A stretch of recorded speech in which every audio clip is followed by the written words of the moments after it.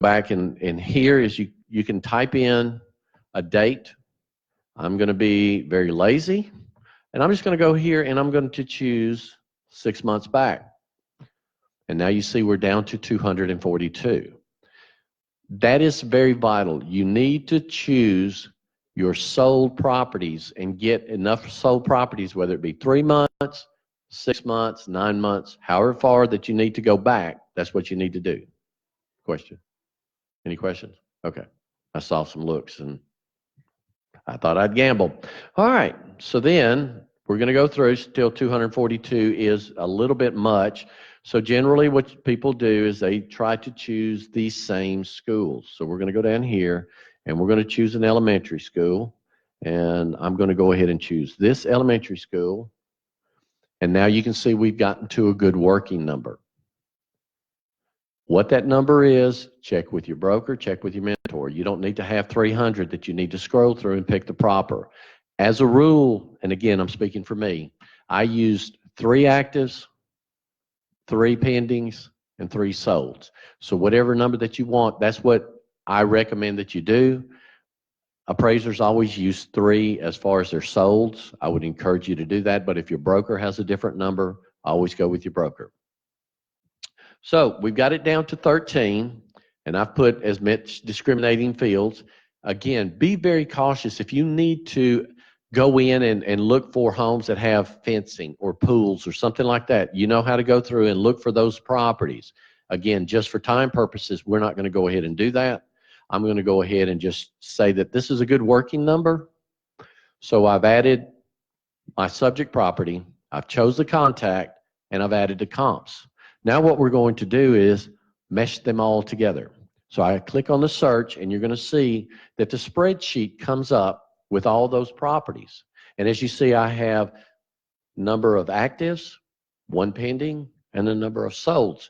Excuse me. At this time, this is where you're going to choose your comps. Be very careful. As you see, you're going to see a lot of information over here as far as bedroom, bath, square footage, so forth and so on. So what I'm going to do is I said that we're thinking that this subject property is going to be 2,000 square feet. For the, again, make sure you've already got that information. You've walked in, you've chosen and picked all the amenities that are going to be needed.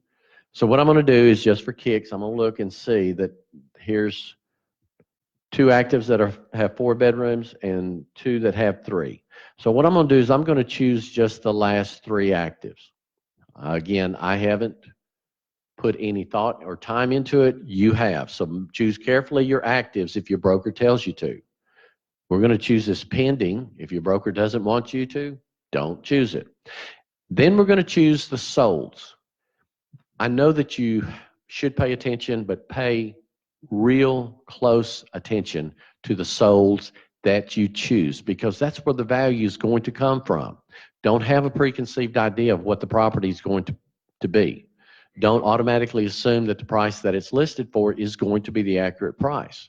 It could be below or above. It's up to you through doing a CMA. You're going to determine if it is below market value, at market value, or above market value. And then you will give that information to your customer or your client so they can make an accurate and informed decision.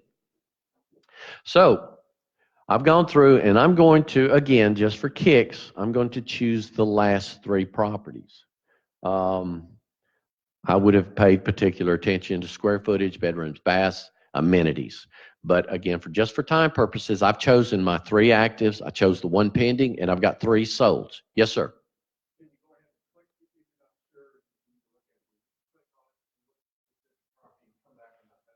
Yes, sir, you can. That's a great question. The question was, can you click on a property and then go back to it? Yes, just click on the MLS number. When you click on it, it's going to pull up an agent full. You can get the information here. You can close it. And you're back to, I should have hit my back arrow, I'm sorry. No. I've already got it. Should save this criteria, and it didn't. Way to go, Mike. All right, so you can actually, but we're going to go ahead and again, actives, pendings, solds.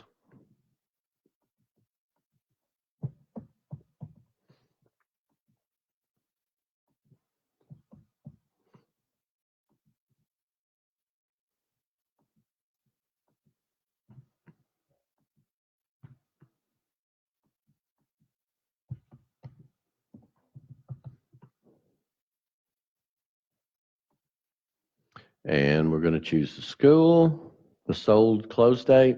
We said we're going back 6 months. And the school we chose.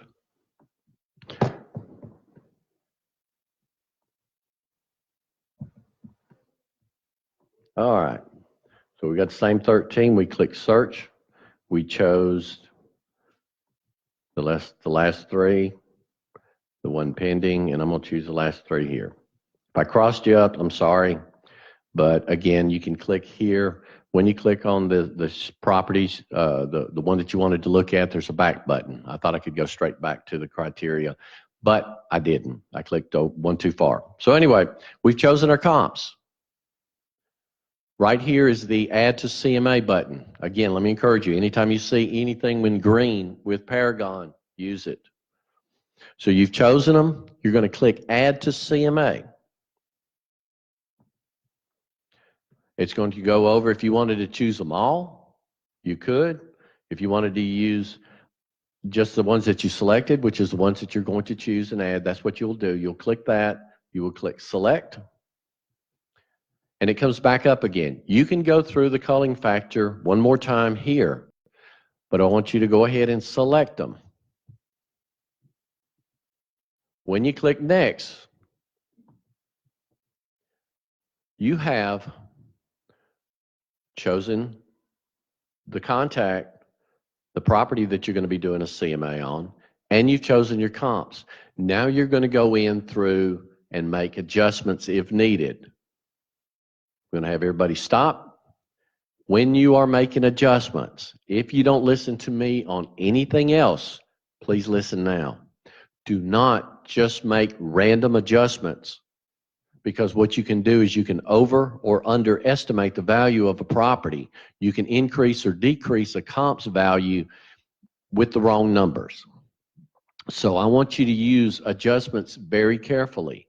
Please seek the advice of your broker or your mentor on this, because you can overthink the process and you can overinflate property values or underestimate the property values. So be very careful on this.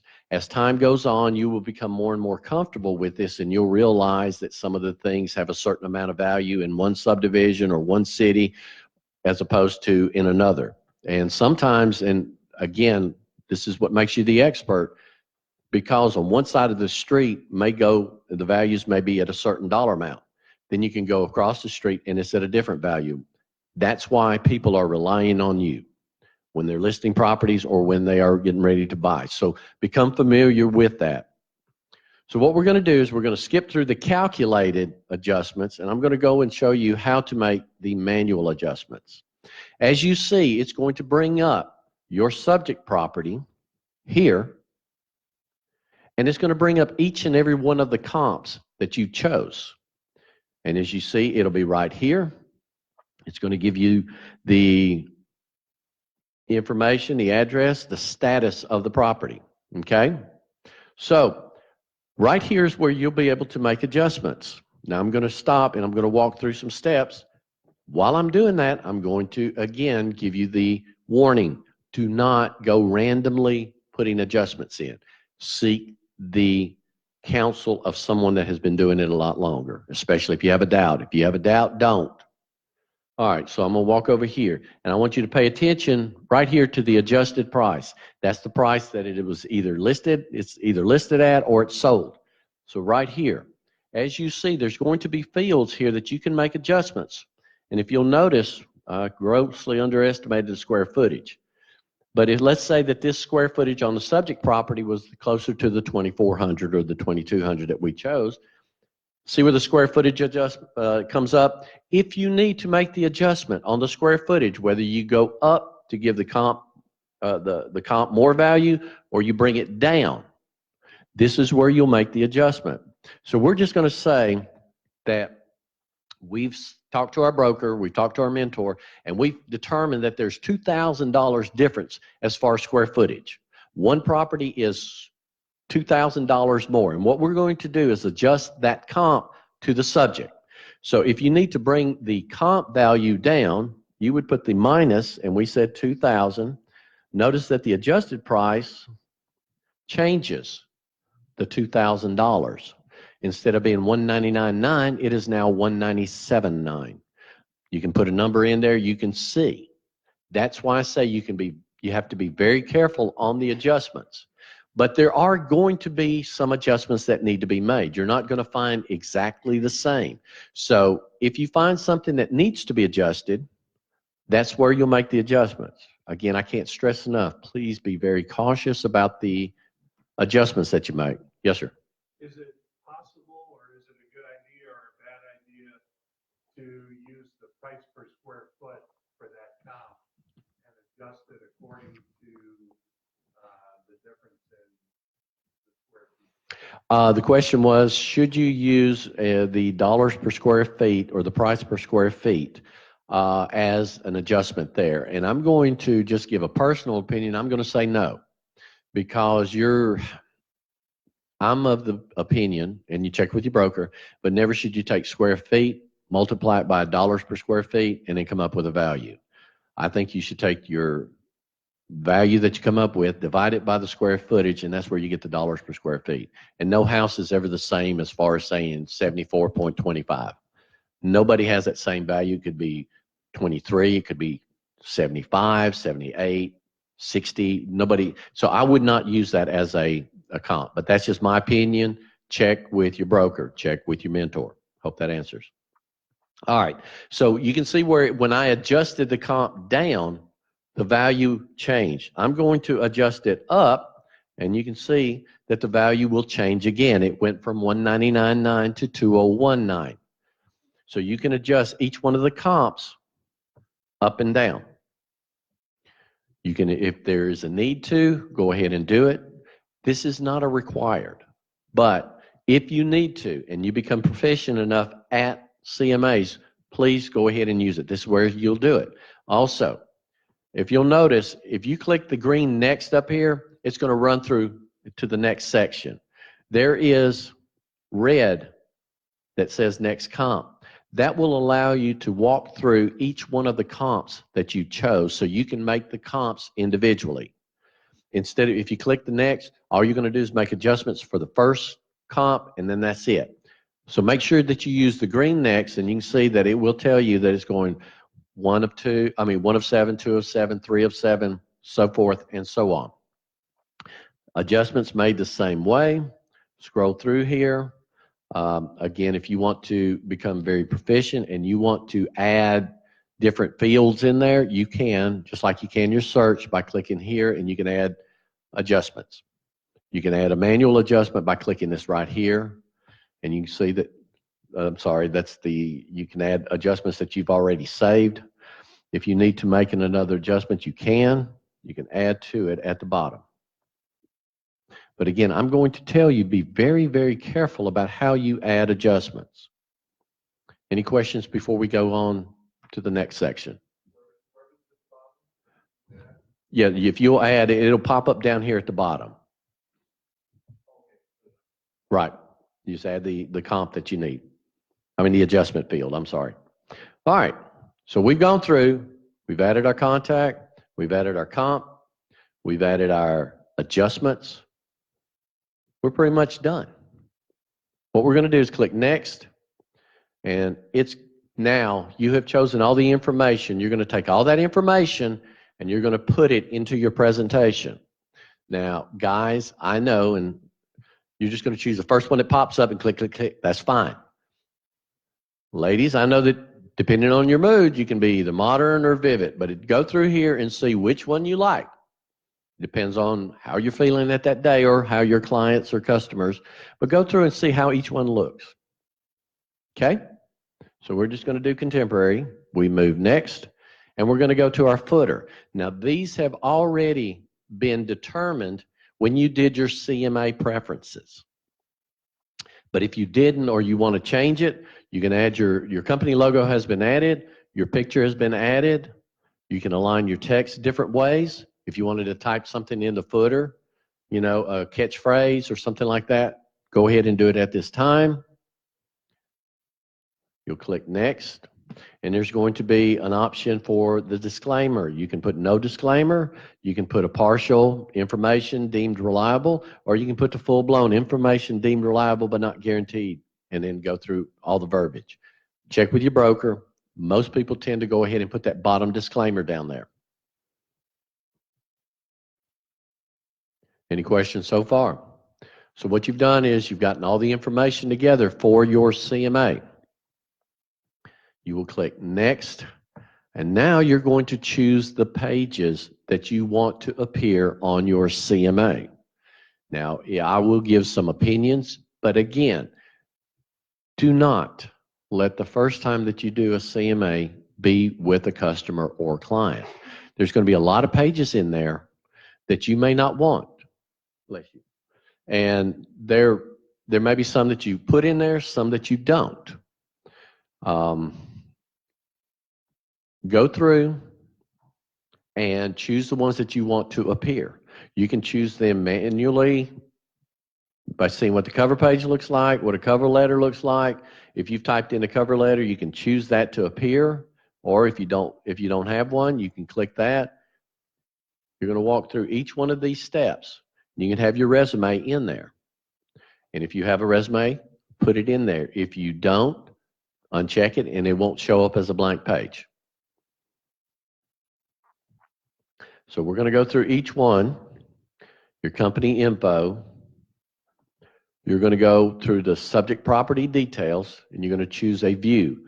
Again, let me encourage you, all it does is give a different view of the property. Choose the one that you like. You can click this drop down, it gives you one or two.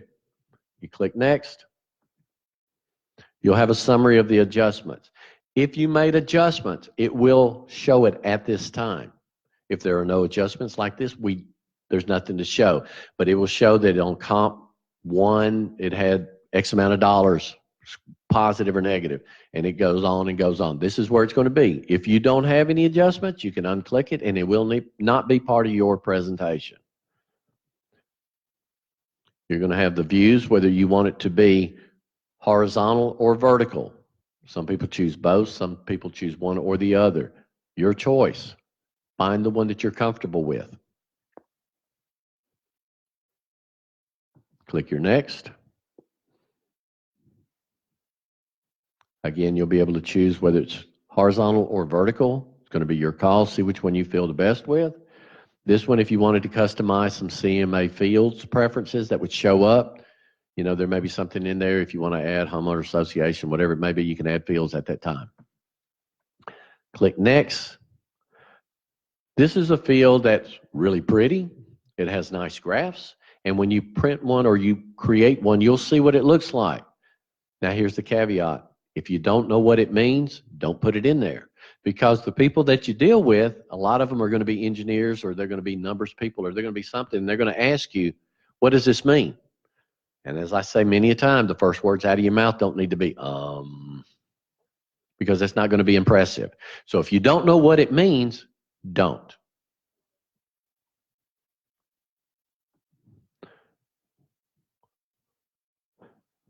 This next field, I'm going to spend a lot of time in this. Always, always, always make sure that you look at this field over on the left-hand side that says comparable price analysis. This is the field where you determine what the price is going to be. Now, there are some automatic values. As you see, you can choose the low price of your comps. You can choose the high price of your comps. You can use an average price of the comps. Or you can use the median price of the comps. These are automatic calculations, and if you click, you're going to see that it will choose whatever the value is that's in front of it. Also, you're not bound to this. Let's say that you're in an area and you know that there's a range of prices. You can use this, and let's say that you think that the price is going to be from $220,000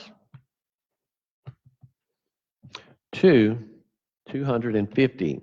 Now, would I think that you would have that big a range? Probably not, but you see my point. You make it, whether it be 230 to 235, whatever your range that you think, from 230 to 239, whatever you think after looking at all the numbers and looking at all the comps. If you're not happy with what everything came up with, you can look at this.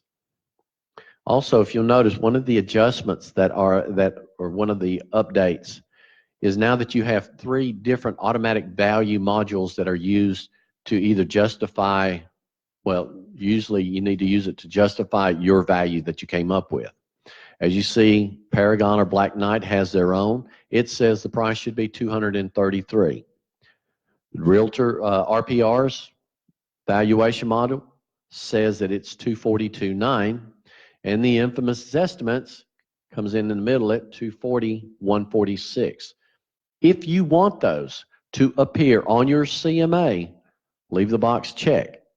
Sometimes that's added reinforcement. I've used this example before in saying that if you give someone one CMA with one value, that's good. But if you can give them multiple CMAs with the same values, then you're doing well. So again, if you can learn how to do the cloud CMA, given the same value, and then you have these other models that are given the same value, it justifies and give them peace of mind. But if you do not like the values, then you can just take that out. Let's say that we think this RPR value is a little bit too high. We can take it out at that time. Please become familiar with this.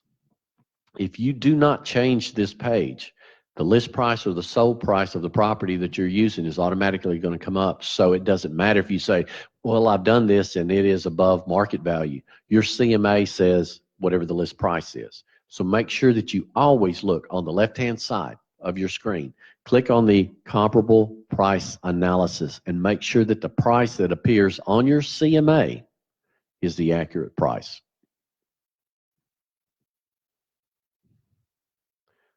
As you see, and you continue next, you're going to have the seller's net sheet. A lot of times people have a net sheet that's done, and if you're doing one with a buyer, you sure as heck don't need one there. So you can uncheck it. It's going to have a map of all your comps. Please, please, please, just go ahead and become familiar with what you're sending. Do not blindly send it and then all of a sudden go, whoop, I shouldn't have sent that. Don't do that. Because again, people are going to lose confidence in you. If you want to add final comments about the property, you can go ahead, type it in here. You can add it to your presentation. Starting from here, you're going to have what we call canned letters, canned pages. And these are things that determine the value. Now, one of the things that a lot of people have done is they've created their own sheet. And if you don't want to use that, you can uncheck this. And down at the bottom where it says upload document, you can click on that and upload your own document, whether how you've determined the value. Upload it there. You can upload any document that you want to be in your presentation right there. Questions? Comments? All right. So we've gone through. We found our subject property. We found the client that we're going to be using. We have added our comps. We've adjusted the values. And we've selected the pages that we're going to have in our presentation, whether they view it email or whether they view it paper. The only thing left is to create your presentation. So when you go down here, you've filled out, and you've gone through every one of the pages on the left-hand side. When you click on View Presentation,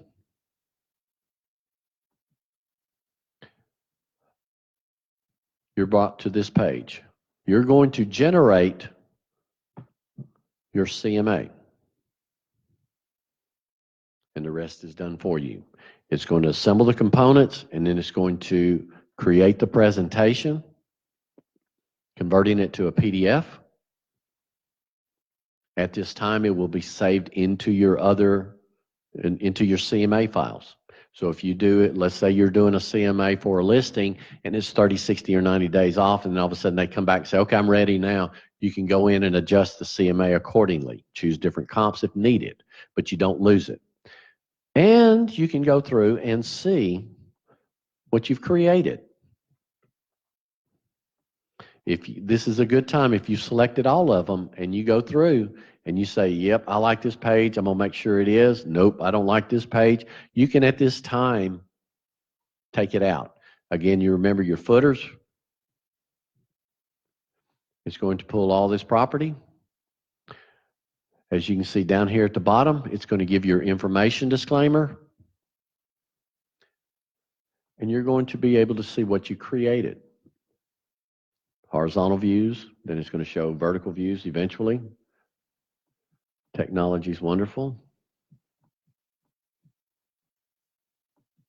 And see, there's your vertical views. You've chosen all these pages. You're going to go through. You're going to look at them. Again, make sure that you review this before you send it.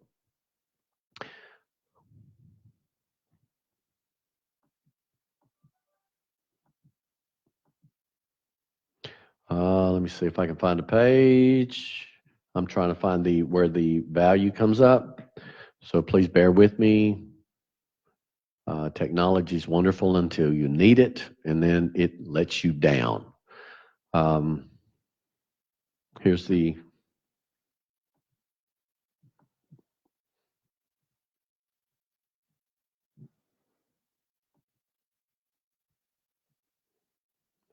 anyway, go through here, find out. You'll be able to see some of these pages, and this is the ones that are real pretty. Look at it. If you don't know what it looks like, and I'll show you what it looks like.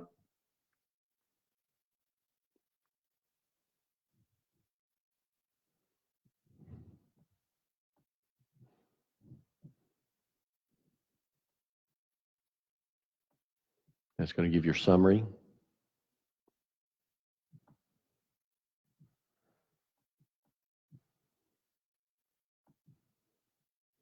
Here's some of the charts that I was going to tell you about. It's all really nice, but if you don't know what they mean and you feel uncomfortable with it, do not include it. Do not have it in your values. Into your presentation.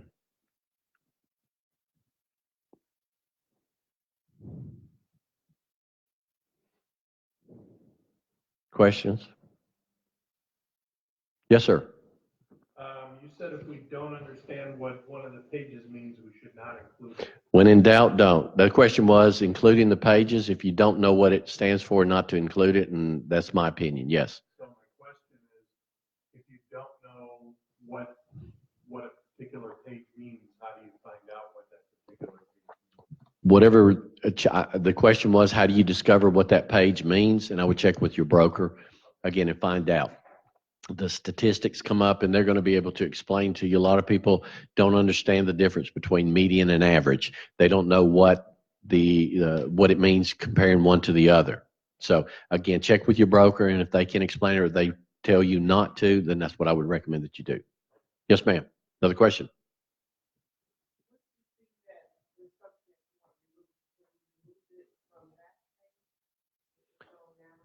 That's a good question. As far as once the presentation, the question was if you see something that you need to remove or change, then what you would do is you would go back through, make the adjustments on over here. You can make your adjustment or make your change. If you wanted to add a different comp at that time, you would go ahead and do it. Then go down to the bottom and recreate your presentation. Did that answer? Okay. All right. So again, you can look through this and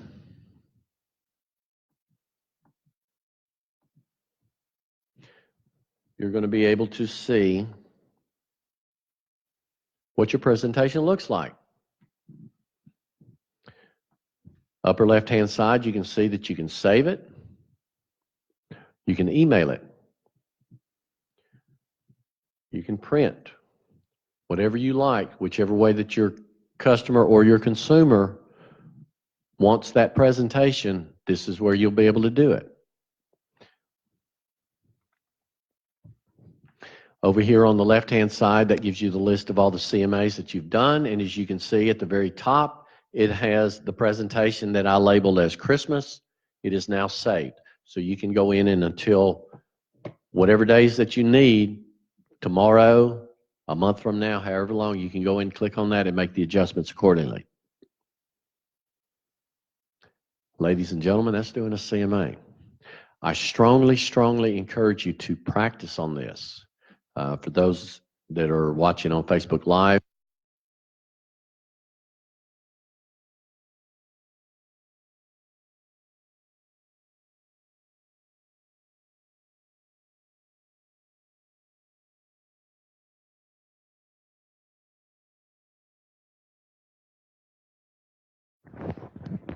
all right, it's a minor setback in technology. So I'm back. Again, I strongly encourage you to become familiar with the CMA. Most people do it just strictly for your sellers. You don't have to. You do it for your buyers as well. Do it for yourself and find out what you, if it's a listing that you're previewing, do a CMA, because inevitably you're going to have to do one. And the customer or the consumer is not going to really, really appreciate if the first time that you do one is on them. So become familiar with it. The thing I caution you most about is do not over adjust, either up or down. Do not make $15,000 adjustments. If you have to make an adjustment that much, then generally that comp is not a good comp. You try to find comps that are as close to your subject property as possible. Please, please, please seek the advice of your broker or mentor or sales manager or whoever it is that you're leaning on, because this is something that's very invaluable as far as what you can use. Yes, sir.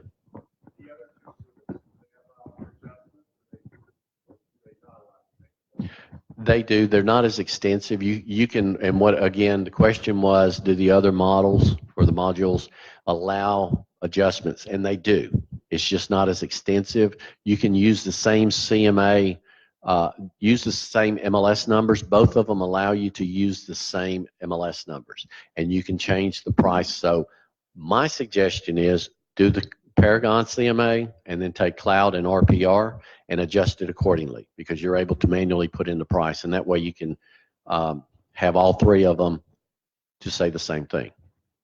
Gives it a different view. Any other questions? Yes, ma'am.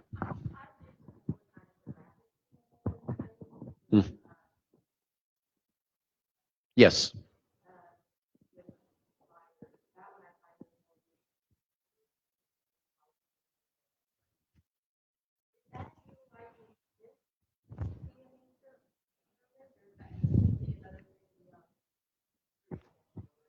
Great question. The question was, and the one reason I did not list is the HomeSnap, which is another app or a tool that you have, has the ability to send a rapid CMA. You can tweak it a little bit. It's not going to be as detailed. What that serves is that immediate need that a buyer generally has, or you can use it and it's quick. It's very extensive. As you know, if you've done one of the rapid CMAs from HomeSnap, it can be 50 to 75 pages long. And if you do a lot of different comps, it can be very, very, very tenuous to go through it. My suggestion is, if you're working with a buyer, a lot of times the question the buyer asks is, what are properties selling for in this area? You can choose 3 actives, 3 solds, send it to them, and they're able to digest all the information and scroll through. This can be used to buy time, as far as saying, okay, I have to get back to the office to do the CMA, but I'm going to send you something right now, and you can see properties, what they're on the market for and what they've sold for, and then just send it to them at that time. So that's a great question. Yes, I encourage you, go ahead and use it. It feels the need. This is going to be more detailed as far as actual values. You have more that you can tweak the values on that. All right, any other questions? Yes, ma'am.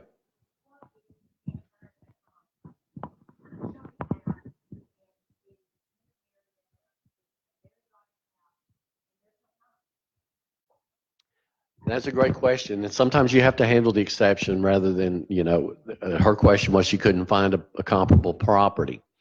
Again, your broker or sales manager or mentor will be able to help you, but generally what they do is encourage you to either go outside the range to come up with a value, just trying to find it. A lot of times you've narrowed it down to the same school district and you're trying to choose comps that are within a mile, so forth and so on. Sometimes you have to go outside that. Sometimes you may have to go back 18 months as far as trying to pull a comp. You may end up having to go on the other side of the county, but check with your broker to see if that's going to be allowed as a comp. Also, if you are good enough friends with an appraiser, check with them and find out what they choose and what they would use as a comp. Mm-hmm. The comment was that this was a very large house, and yes, ma'am, you're right. There's going to be hard comps to do it. So this is one time that you would need to seek the advice of other people to choose what you can choose for comps. And you can stress to the party involved, please, please, please understand that there's just not a lot of properties like yours. So what we're doing is we're testing the market. Okay. Yes, sir.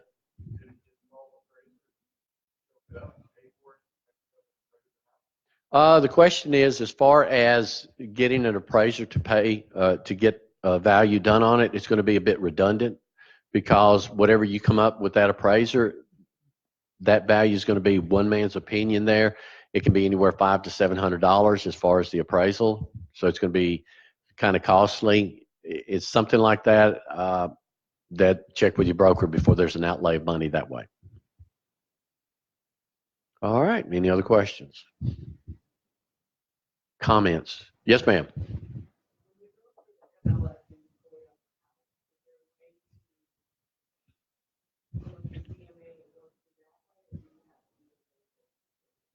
I recommend going through that way as far as doing it because you can do the search. There is a way that you can start from the search and then go in and backdoor it. But the fact is, then you've got to try and find the client that you're using it for. Then you've added comps to it, and then you're trying to add the subject. This is the easiest way. It's not the only way, and the best way is whatever you feel most comfortable with. But what I try to teach is the simplest way, the most convenient way, so you can become familiar with what comes next and what's involved.